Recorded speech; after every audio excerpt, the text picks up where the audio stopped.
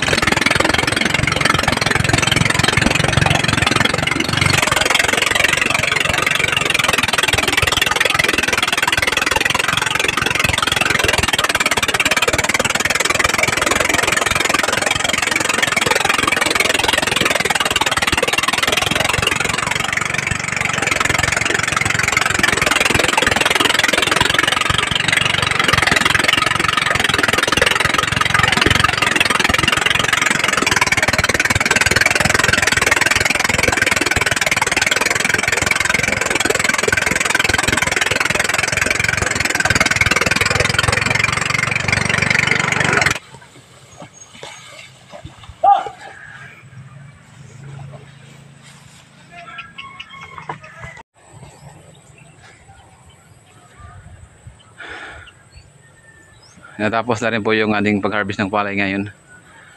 So konti lang yung abot, konti lang po yung kuha namin dahil inatake ng daga.